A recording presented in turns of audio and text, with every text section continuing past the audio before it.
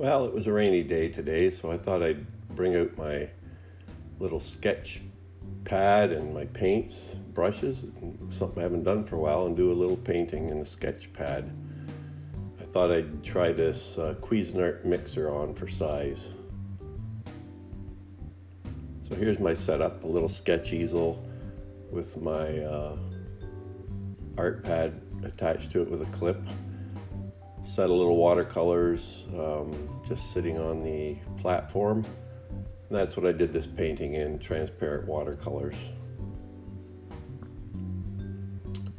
This just shows the sketch that I did to start the painting. It's not the perfect by any means, but it does give you a sense of the direction to go.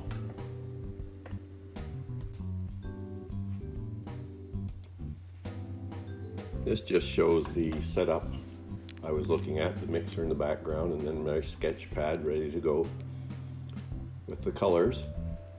Sketch is fairly simple. It's not highly accurate here. It's more just to give me something to practice with. So I first lay in the background or the colors based on shape and size. So I'm doing the countertop here just with a medium dark color. The countertop is actually a lot darker than this, but with transparent watercolor, one often tries to establish the approximate color at first and then add some transparent layers on top of that if need be to darken it to the final tone. Sometimes you'll go in with a much darker or a more fulsome color, but oftentimes it involves adding a number of layers of glazes of watercolor.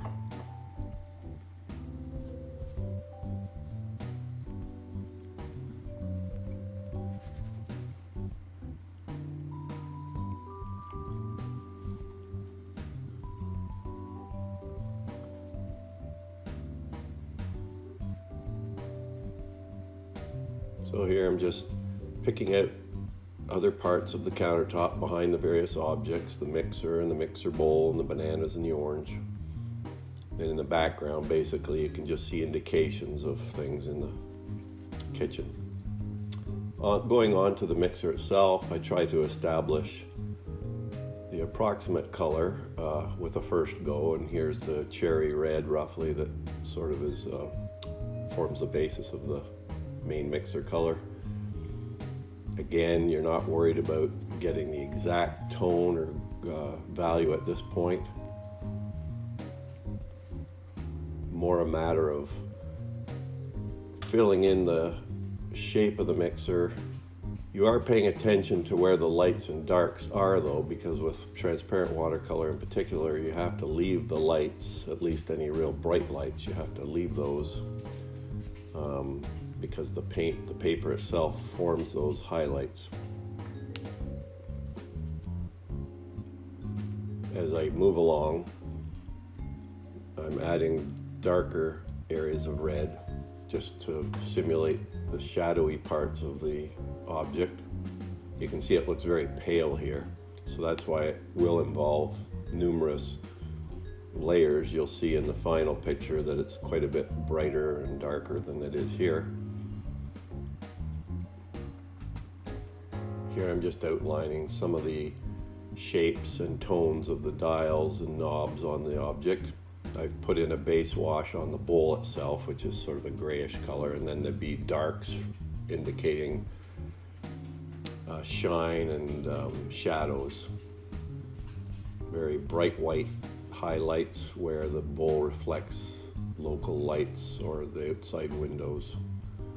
I've put in base tones for the oranges and bananas. They won't change a whole lot. I'll just add some shadowing to them later with a few highlights and shadows underneath them.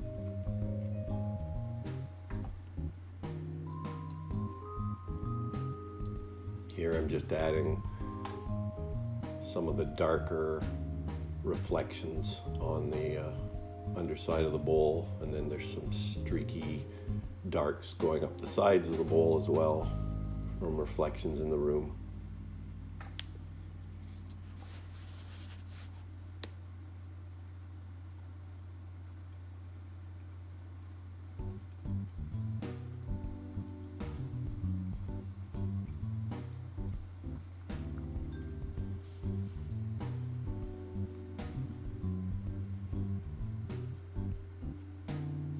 Put some darks on the inside of the bowl to separate the inside from the top edge of the bowl in the front. Give it some three-dimensional character.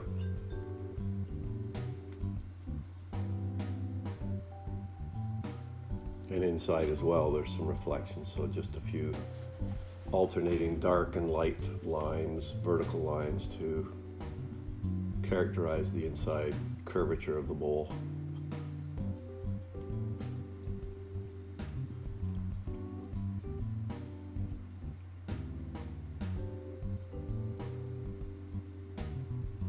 Then moving on from there, I just continue that process throughout the picture.